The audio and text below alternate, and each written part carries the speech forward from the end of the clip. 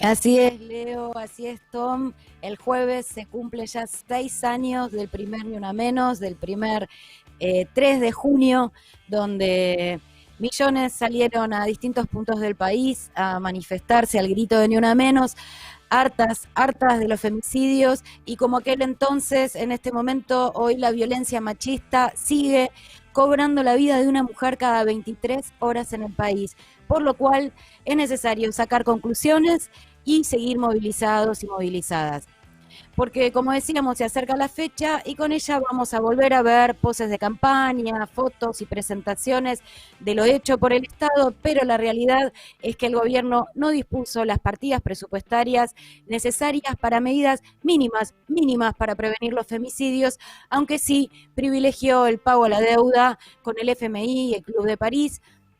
Solo la izquierda es la que cuestiona esta deuda ilegítima y fraudulenta que se paga con ajuste, que, como decimos y repetimos, se golpea mucho más a las mujeres, y menos aún cuestionan esta deuda las feministas de los ministerios, que en su paso de la calle a sus cargos y de la oposición a ser gobierno abandonaron, por supuesto, la consigna que usaban cuando no eran gobierno, que era no al FMI y la deuda es con nosotras. Pero bueno, vayamos al grano hoy y quería plantearles cómo estamos hoy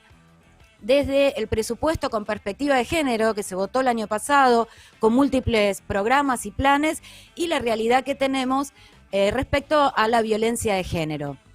Les cuento que desde la izquierda Diario Investiga y también desde la sección Géneros y Sexualidades decidimos hacer una comparación entre el plan oficial, que se llama Plan Nacional de Acción contra las Violencias por Motivos de Género 2020-2022, que fue presentado en junio del año pasado, con la realidad respecto a las partidas presupuestarias, a los refugios y al programa Acompañar específicamente. Pero bueno, vayamos por partes y arranquemos con el presupuesto. Según el plan, en la página 130, el presupuesto para todo esto asciende a 18.000 millones de pesos y específicamente para los refugios 17.000 millones de pesos, o sea, casi todo. Sin embargo, en la página oficial del presupuesto general, lo vigente para el Ministerio de Mujeres, Géneros y Diversidad figura tan solo 1/3 de lo informado y no llegó a ejecutarse ni siquiera el 10% del mismo cuando ya estamos entrando al mes de junio.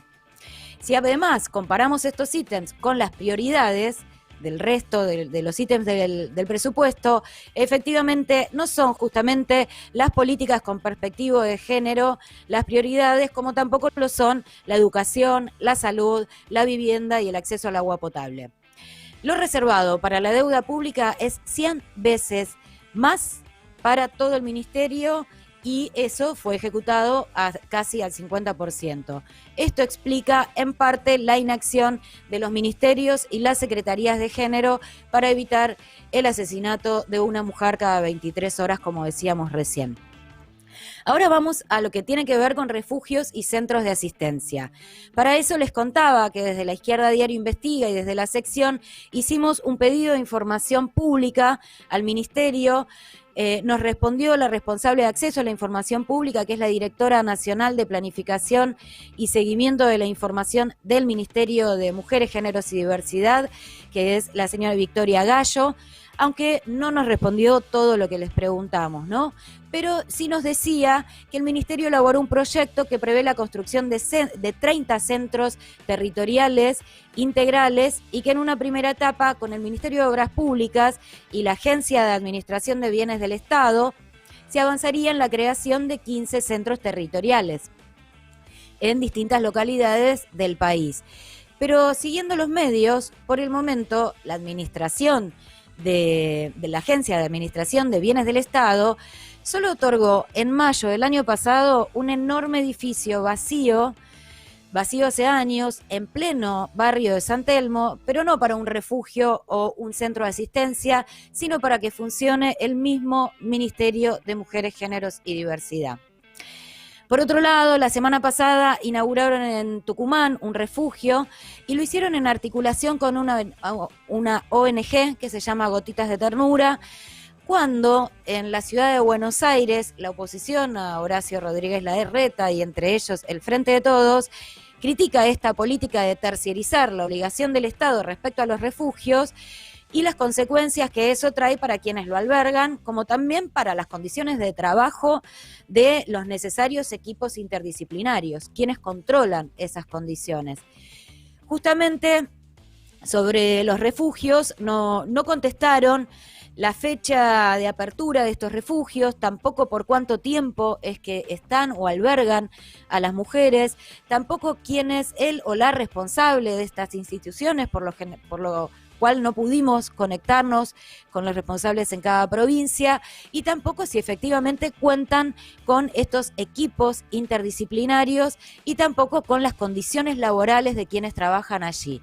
Entonces, de esta manera es que dijimos, hablemos con Joia. Joia es una trabajadora de un dispositivo de atención para mujeres en situación de violencia en la provincia de Buenos Aires y nos contaba lo siguiente sobre este tema. Escuchémosla. La realidad es que durante el año pasado y vimos cómo se incrementaron los llamados por teléfono, la atención, la necesidad de atención de distintas mujeres que están atravesando situaciones de violencia de género. Que desde que asumió el Ministerio de Mujeres hace ya 1 año y medio, esto no se tradujo a que haya programas integrales para la atención de víctimas de violencia de género. Por dar un ejemplo, en algunos municipios no existe ningún tipo de refugio integral, en algunos casos solo uno. No hay casas transitorias de medio camino que puedan oficiar de albergues ante la necesidad de irse de sus casas. Así como el único subsidio con el que contamos actualmente es el programa Potenciar Trabajo, que equivale a la mitad de un salario básico, 10.000 pesos. Que necesitamos la construcción de nuevos dispositivos, que necesitamos también distintos tipos de subsidios, licencias otorgadas por el Estado, que necesitamos un plan integral que contemple no solo programas de asistencia que sean la mitad de un salario básico, sino que puedan cubrir realmente la canasta básica familiar. También es necesario recalcar que muchos de los dispositivos, como en el que trabajo yo, la cantidad de profesionales que hay es insuficiente. Nosotros actualmente somos cerca de 10 profesionales, la mayoría tenemos pluriempleo porque no nos alcanza. El Ministerio de Mujeres dijo que iba a relevar toda la situación de las direcciones de género de los municipios. Al día de hoy siguen siendo parte de sostener equipos de trabajo que se encuentran precarizados. Según nos informó el Ministerio de Mujeres, Géneros y Diversidad en esta respuesta de acceso a la información pública, pero que no pudimos contrastar porque no tenemos la relación con los o las responsables de cada uno de estos centros, ahí nos plantean que hay 142 centros territoriales, no sabemos si son refugios o centros de asistencia, y plantean que tienen 1.800 plazas para todo el país, cuando los llamados solamente a la línea 144 en el año 2020 alcanzaron los 30.000 pedidos de ayuda y fueron casi 300 los femicidios en un año. Aún hay provincias que no cuentan con centros integrales ni refugios, como Formosa y Tierra del Fuego, y al momento en el país, en el año 2021, ya se cuentan 127 femicidios. En Santiago del Estero, por ejemplo, hay un solo refugio y el viernes pasado, en La Banda, un policía asesinó de un disparo a su pareja María José Fernández. Este es el 9º femicidio en la provincia en lo que va del año. Y recordemos, como decíamos hace un rato, que 1 de cada 5 femicidios es a manos de algún agente de las fuerzas represivas del Estado. Relacionándolo con esto, otra herramienta de la cual se jacta el Ministerio es el mapa con las instituciones a donde uno puede recurrir en situaciones de violencia de género. Pero si lo miramos con detenimiento, suman entre todos esos lugares a hospitales, comisarías y algunos centros o comisarías de la mujer. Por ejemplo, me fijé en la zona de Rojas, donde Úrsula fue asesinada por su exnovio, un policía al que había denunciado en varias oportunidades y en varios lugares e instituciones, varias de las que están en este mapa, que figuran 6 lugares. Una de ellas es la comisaría, donde su denuncia fue desestimada, justamente porque el femicida es parte de esa fuerza. También figura una comisaría de la mujer y un centro que, aunque diga que está a las 24 horas abiertas, es donde a Úrsula y a la mamá le dijeron que vuelvan el lunes porque estaba cerrado. O sea, todas sus denuncias no fueron suficientes, por lo cual reafirmamos que el Estado es responsable. Ninguna funcionaria del Ministerio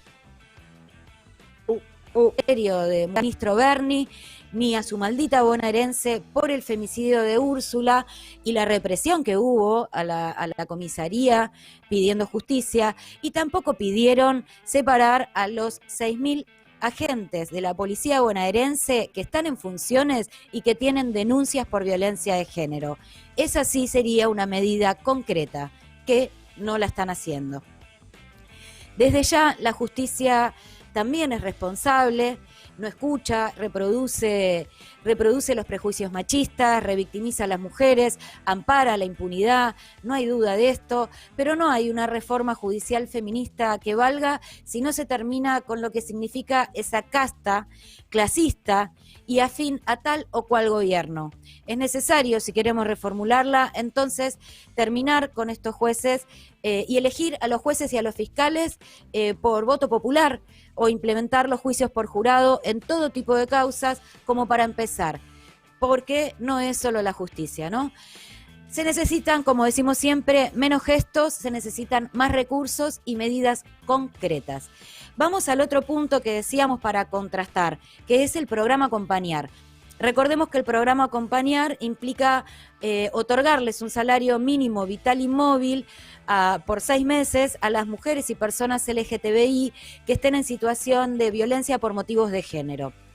Tampoco nos respondieron todo lo que le preguntamos al respecto, pero se desprende claramente que es al momento insuficiente y hay muchas demoras para acceder a este beneficio. Explican que en articulación con la ANSES se gestionan las solicitudes en las provincias y a partir de un informe social de riesgo se cruzan las compatibilidades o incompatibilidades con el ANSES para determinar su alta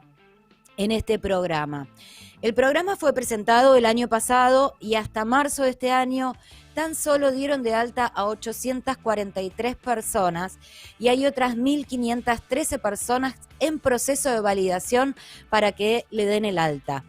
Esto implica que no llegan ni al 2% del anuncio oficial que habían hecho del programa, que decían que con este objetivo querían asistir a 92.000 personas.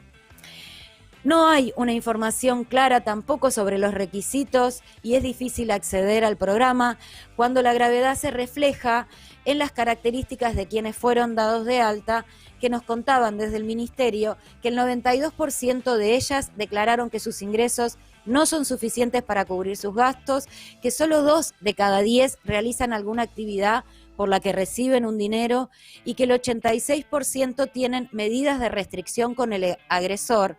y que además la amplia mayoría de ellas tienen personas a cargo, niños, niñas, personas mayores y también personas con discapacidad. A la vez se suma que casi la mitad de las personas dadas de alta aún viven con su agresor. Estos datos demuestran el abismo que hay entre los discursos y los hechos y reafirman una vez más que el Estado es responsable. El gobierno encaró este segundo año de pandemia, como decíamos, con la decisión de ajustar. Se ve en las prioridades y en los recortes del presupuesto en general y en los programas y planes sobre la violencia de género y también sobre los recortes ya insuficientes que habían sido el ingreso familiar de emergencia, que permitió a duras penas sobrevivir a muchas familias y muchas de ellas con jefas de hogar, solas, con niñas y niños a cargo. Muchas de ellas despedidas, sin dinero, sin lugar donde vivir. ¿Cómo se van a prevenir así nuevos femicidios si además de recortar los presupuestos por violencia de género en los programas y en la infraestructura, también se recorta las ayudas a las mujeres que no pueden contar con un trabajo, con un salario, con un subsidio o con una vivienda? Pero ni una menos se suman nuevas generaciones, se recrea con todas las luchas que hoy sí están dando muchas mujeres en las calles contra este ajuste que está haciendo la gestión gubernamental durante la pandemia, también contra sus empleadores y sus sindicatos. En esas luchas se hermanan, se organizan, sienten propios el reclamo por vivienda, por trabajo, por salario y también por la aparición de Tehuel. Y se reactualiza entonces así el Ni Una Menos, por el cual vamos a salir a las calles nuevamente contra todas las formas de violencia hacia las mujeres. Este 3 de junio nuevamente nos movilizaremos en el país.